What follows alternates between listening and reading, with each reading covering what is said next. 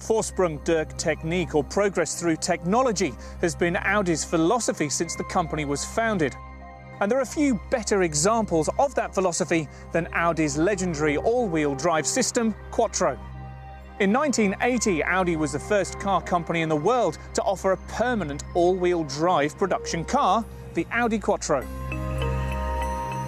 Since then, the brand has continuously developed and evolved Quattro to keep it at the very forefront of automotive technology.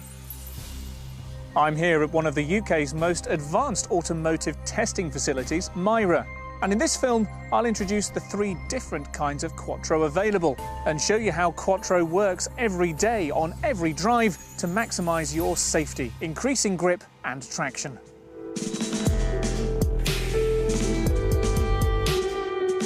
So let's begin by taking a look at the different Quattro technologies available, starting with the hydraulic multi-plate clutch.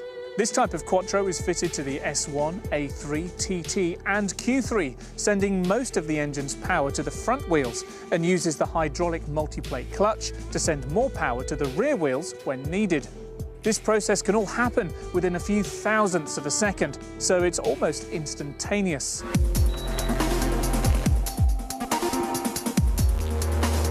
The next type is the self-locking centre differential. This is the most common type of Quattro system, fitted to the A4, A5, A6, A7, A8, Q5 and Q7. Most of the time, the self-locking centre transmits the power 60-40 in favour of the rear wheels, giving these Quattro models a sporty, rear-biased handling, which is one of the reasons Quattro is so popular. It's a complex series of gears and friction plates, but put simply, if traction at one of the axles declines, the gears divert power to the wheels with the better grip.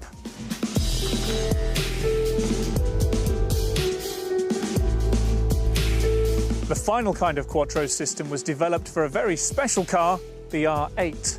The R8's huge power, high performance and mid-engine configuration needed a different Quattro system.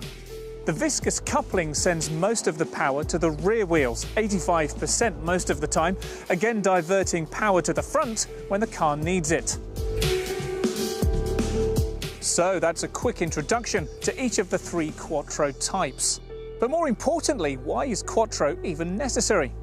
To explain why Quattro offers more grip, I'd like to use a principle known as Cam's circle. This circle represents the grip limit of a tyre. When you accelerate, forces act on the tyre in this direction, and when you steer, lateral forces apply. If the combination of forces exceeds a point in the circle, the tyre will lose traction, or skid in other words. And this is where Quattro comes in. In a 2-wheel drive car, all of the acceleration force is shared between just 2 tyres. If we apply a certain amount of lateral force, the grip limit of the tyre is exceeded. Now imagine that we're sharing the same amount of acceleration force between 4 wheels, as we do with Quattro. The acceleration force on each tyre is lower, so that means when we apply the same amount of lateral force as before, we stay within the grip limit of the tyre. This means that with Quattro, we can apply more acceleration force or more lateral force before the tyre loses grip, compared with a 2-wheel drive car. Now, you might be thinking, but I'm not a racing driver. Why do I need Quattro? I'd like to show you a couple of everyday situations where Quattro can make all the difference. Because the beauty of Quattro is that most of the time, you don't even know that it's working. In our first scenario, we're recreating pulling away on a wet day. Now, this is a controlled environment and the surface is low grip so that we can show you the effects of Quattro. This is designed to make cars skid, and what you're about to see is a controlled test to show 4-wheel drive in action. Traction control is turned off on both cars to demonstrate the principles more effectively.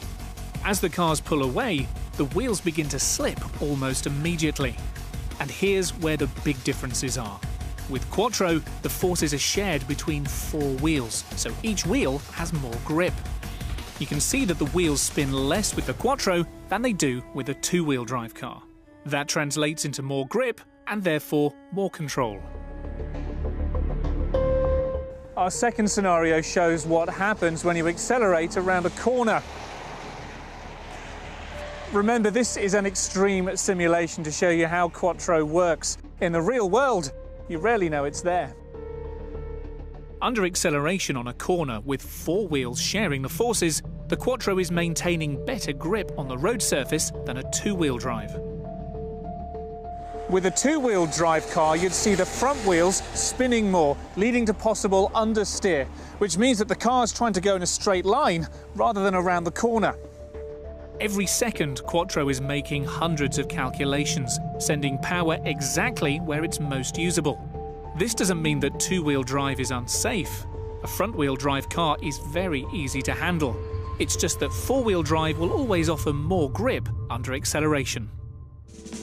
So that's a brief introduction to quattro, the different types that exist, and some of the benefits it offers. Quattro is always on, always measuring grip in every situation, and Audi is rightly very proud of it. For more information and to try it out for yourself, please do get in touch with your local Audi centre.